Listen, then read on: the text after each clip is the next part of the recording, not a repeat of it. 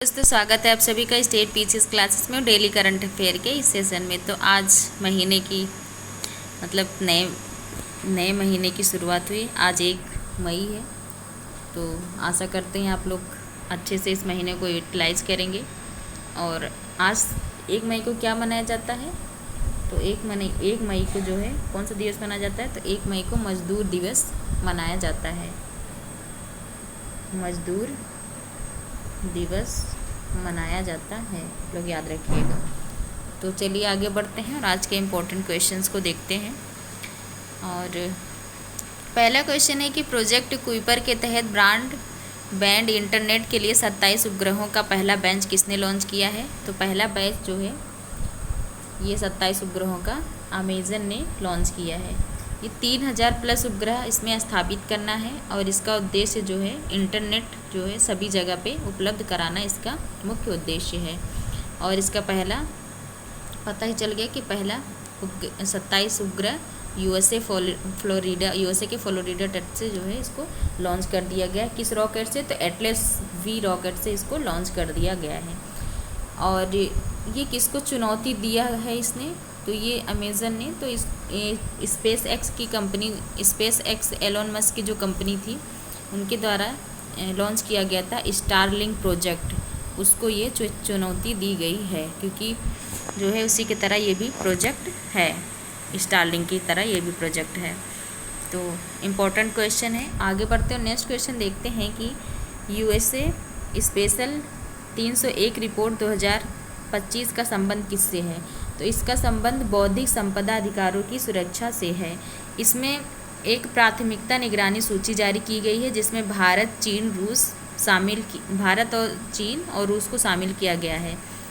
और इसमें कहा गया है कि जो यूएसए के उत्पाद होंगे उनकी बौद्धिक संपदा का उल्लंघन करने का इसमें खतरा बताया गया है। इसीलिए इन देशों को इसमें शामिल किया गया है कि अगर मेरा कोई भी ये लोग कॉपीराइट करते हैं या फिर ट्रेडमार्क पेटेंट का जो है इनसे खतरा होता है, तो इसीलिए इसमें प्राथमिकता निगरानी सूची इसमें इन देशों को शामिल कर दिया है, जिसमें भारत भी है। तो ये भारत भी इसमें शामिल है। तो इम्पोर्टेंट क्वेश्चन बन जाता है कि भारत को भी यूएसए ने इसमें शामिल कर दिया है कि उस पर निगरानी रखेगा कि हमारा जो है बौद्धिक संपदा का जो है उल्लंघन न करे या कॉपीराइट ना करे। आगे बढ़ते हैं, नेक्स्ट क्वेश्चन देखते हैं कि भारत संयुक्त राष्ट्र वैशाख दिवस 2025 समारोह के दौरान पहली बार सारनाथ के पवित्र बुद्ध अवशेष कहाँ प्रदर्शित करेगा? तो ये जो है वियतनाम में प्रदर्शित करेगा। वियतनाम के हो चिन मिन सिटी में यह किया जाएगा। और भारत पहली बार सारनाथ के पवित्र बुद्ध अवशेष का यह प्रदर्शन करने वाला है। और इसी के साथ में यहीं पे जो है लिंगायत संप्रदाय, जो कि कर्नाटक के महत्वपूर्ण संत जो थे जगत गुरु बसवेश्वर, लिंगायत संप्रदाय किससे संबंधित है ये भी पूछा जा सकता है एग्जाम में, क्योंकि जब चर्चा में रहता है तो करंट में इसलिए चर्चा में क्योंकि 30 अप्रैल को जो है बसंत जयंती के दिन श्रद्धांजलि किसने दी है? हमारे नरेंद्र मोदी, हमारे पीएम ने श्रद्धांजलि दी है, तो इसलिए इम्पोर्टेंट हो गया। तो लिंगायत संप्रदाय से कौन से संत संबंधित हैं ये पूछ लिया जा सकता है। तो बसवेश्वर, जगत गुरु बसवेश्वर जी इसमें सम्मिलित हैं। आगे बढ़ते हैं, नेक्स्ट क्वेश्चन देखते हैं कि 20वां जापान एशियाई खेल 2026 में किस खेल को पहली बार शामिल किया गया है? तो इसमें मिश्रित मार्शल आर्ट को पहली बार शामिल किया गया है। एशियन गेम के बारे में देखते हैं। तो एशियन गेम की शुरुआत 1951 में पहली बार न्यू दिल्ली में इसकी शुरुआत हुई। और पहली बार शुभंकर इसका कब लॉन्च किया गया? तो 1982 में शुभंकर लॉन्च किया गया था। उस समय भी यह 9th क्रम का था और कहाँ पे हो रहा था? दिल्ली में ही हो रहा था। इसकी शुरुआत भी दिल्ली में हुई। और जब इसका पहला शुभंकर लॉन्च किया गया था, अप्पू जो हाथी था, तो क्या बोलते हैं, वो भी 9वां क्रम का, तब भी इसका जो है आयोजन कहाँ पे हुआ था? तो दिल्ली में ही हुआ था। और 19वां क्रम कहाँ पे हुआ? अभी कब हुआ था? तो 19वां क्रम 2023 में हुआ था, 19वां क्रम का। तो ये जो है होंगझाओ चीन में हुआ था। और भारत की रैंकिंग क्या थी इसमें? तो भारत 4थे नंबर पे आया था 107 पदक के साथ में। तो अब देखते हैं कि 20वां कहाँ पे होने वाला है? तो 20वां जापान में होगा, 2026 में होगा। और आइची नगोया यहाँ की सिटी में होगा। आगे बढ़ते हैं और नेक्स्ट क्वेश्चन देखते हैं कि सीबीआई ने किस ऑपरेशन के तहत अंतर्राष्ट्रीय ऑनलाइन बाल यौन शोषण नेटवर्क को ध्वस्त किया है? तो ये जो है ऑपरेशन हॉक के तहत इसको ध्वस्त किया गया है, जिसमें है कि नाबालिग बच्ची के जैसे कि अश्लील फ़ोटो को और वीडियो को पब्लिक करके उनसे पैसा मांगने की जो प्रवृत्ति आजकल तो देखते हैं। डिजिटल अरेस्ट नाम का एक कॉन्सेप्ट आया है, जिसमें कि कहेंगे कि एक वीडियो भेजेंगे और कहेंगे तुम्हारे लड़के को हमने, या फिर फ़ोन करके बोलेंगे कि हमको इनको अरेस्ट कर लिए हैं और अगर आपको उनको छुड़ाना है तो इतने पैसे दीजिए। तो उसी तरह का है ये कि अगर नाबालिग बच्ची का किसी का भी फ़ोटो वगैरह अगर चली जाती है तब उसके थ्रू जो है ये पैसे मांगने की धमकी दे करके ये चीज़ें करवाते हैं, मतलब ब्लैकमेल करते हैं। तो इसके लिए कौन सा पोर्टल लॉन्च किया गया, बहुत ही इंपॉर्टेंट है, क्वेश्चन बनने की बहुत ज़्यादा संभावना है। तो ऑपरेशन हॉक, ये जरूर याद रखिएगा, ऑपरेशन हॉक। आगे बढ़ते हैं, नेक्स्ट क्वेश्चन देखते हैं कि पीएम मोदी पहले वेब शिखर सम्मेलन 2025 का शुभारंभ कहाँ करेंगे। तो ये जो है 1 मई को करेंगे। कहाँ पर, आज ही के दिन किया जाएगा, मुंबई में करेंगे ये। और ये पहला विश्व ऑडियो विजुअल मनोरंजन सम्मेलन होगा और इसकी थीम जो है भारत पवेलियन के साथ में यहाँ पर थीम है कला से कोड, इसकी थीम है। आगे बढ़ते हैं, नेक्स्ट क्वेश्चन देखते हैं कि प्रवाह पोर्टल का संबंध किससे है। तो प्रवाह पोर्टल का संबंध किससे है, तो आरबीआई से है। और वहीं पे पूछ लेगा कि प्रवाह सॉफ्टवेयर किसने लॉन्च किया था, तो इसरो ने लॉन्च किया था। तो प्रवाह सॉफ्टवेयर अलग है और प्रवाह पोर्टल अलग है। तो ये जो है इसरो से संबंधित है सॉफ्टवेयर, और पोर्टल जो है आरबीआई से संबंधित है। तो जो है इसको 1 मई से प्रभावी किया जाएगा, जो कि विनियामक जो संस्थाएं हैं उनके लिए इसका अनिवार्य रूप से इसको उपयोग करना ही पड़ेगा, क्योंकि और इससे क्या होगा कि आवेदन और सत्यापन में पारदर्शिता एवं कार्य में तेजी आएगी, इस जो है इसके प्रभावी होने से, प्रवाह पोर्टल से। और अभी हाल ही में आरबीआई के नए गवर्नर कौन बने हैं, इंपॉर्टेंट क्वेश्चन है। तो 26वें नंबर के गवर्नर जो है आरबीआई के संजय मल्होत्रा बने हैं।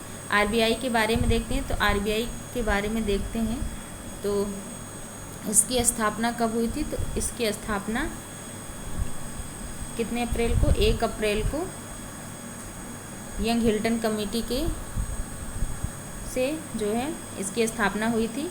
1935 में स्थापित हो गया था। और कब, कौन सा एक्ट था, तो 1934 का जो है एक्ट था, और 35 में ये कंप्लीट रूप से बन गया था। और इसके पहले हेड कौन बने थे, तो इसके पहले हेड ऑसबोर्न स्मिथ बने थे। ऑसबोर्न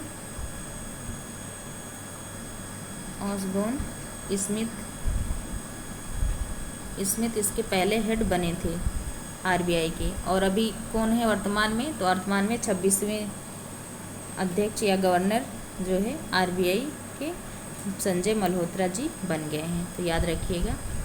और भी कुछ पोर्टल हैं उनके बारे में देखते हैं, जैसे कि भारत पोल किसने लॉन्च किया था, तो सीबीआई ने भारत पोल लॉन्च किया था। सारथी ऐप किसने लॉन्च किया था, तो सेबी ने जो है सारथी ऐप लॉन्च किया था।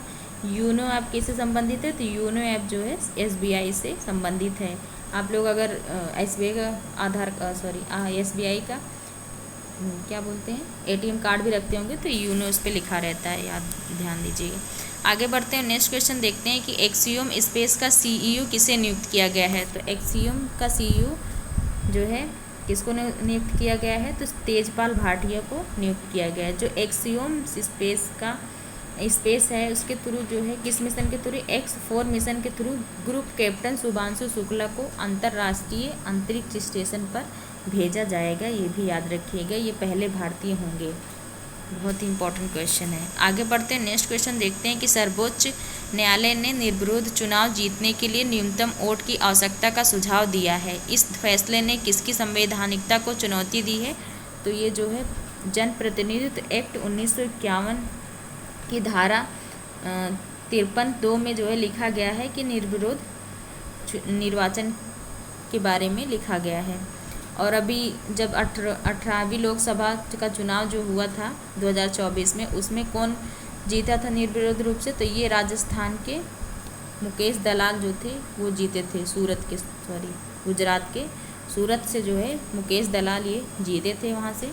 तो अब इसमें एक याचिका दायर की गई है कि आर्टिकल, इसमें किसका जिक्र किया गया है, तो आर्टिकल 19(1)(a) का जिक्र किया गया है, जिसमें अभिव्यक्ति की स्वतंत्रता से संबंधित है।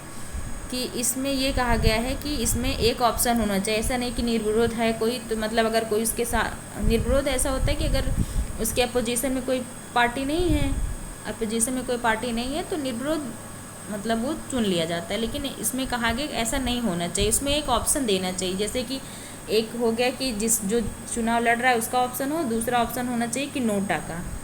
नोटा की फुल फॉर्म क्या होती है? तो नोटा की फुल फॉर्म होती है नन ऑफ दी एबव, मतलब इसमें से कोई नहीं। तो उसमें से दो रहेगा तो चाहे इंसान इसको चुनेगा चाहे इसको चुनेगा। मान लो किसी को वोट देने का नहीं मन है इनको तो वो नोटा चुनेगा। तो इसमें ये कहा गया है कि इसमें अभिव्यक्ति की स्वतंत्रता होना चाहिए और नोटा चुनने का अधिकार दिया जाना चाहिए। ये सच सुप्रीम कोर्ट ने कहा है कि न्यूनतम वोट मतदान पाने का सुझाव दिया है। किसने दिया? सुप्रीम कोर्ट ने कहा है कि न्यूनतम वोट पाने मतलब होना चाहिए। ये जो है सुप्रीम कोर्ट ने ऐसा बोला है। तो याद रखिएगा ये जन प्रतिनिधित्व एक्ट 1951 से संबंधित है।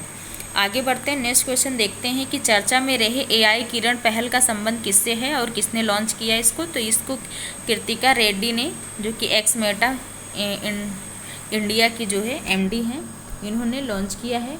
और इसमें इसका मुख्य उद्देश्य क्या है? तो AI से भारतीय महिलाओं का सशक्तिकरण करना इसका मुख्य उद्देश्य है। इसके ये इसी संबंधित है, AI से भारतीय महिलाओं का सशक्तिकरण करना। अभी देखिए AI हर जगह पे जो है अब ऐड हो रहा है। तो ये भी शब्द जो है मेंस कोई जा रहा है लिखने तब उसमें अधिकतर चीज़ों में हर चीज़ में AI आ गया है तो यूज करेगा। अब आज का जो है शॉर्ट न्यूज है कि भारतीय राष्ट्रीय अभिलेखागार ने रामानुजना एक महान गणितज्ञ की यात्रा पुस्तक का किया विमोचन। किसने किया? तो भारतीय राष्ट्रीय अभिलेखागार ने। तो आज के ये सभी इम्पोर्टेंट क्वेश्चन रहे। आशा करते हैं आपको जो है क्वेश्चन अच्छे लगते होंगे और धीरे धीरे चीज़ें और बेटर होंगी। आप लोग ऐसे पढ़ते रहिए और क्लास को देखते रहिए, शेयर करिए क्लास को अपने दोस्तों के साथ में।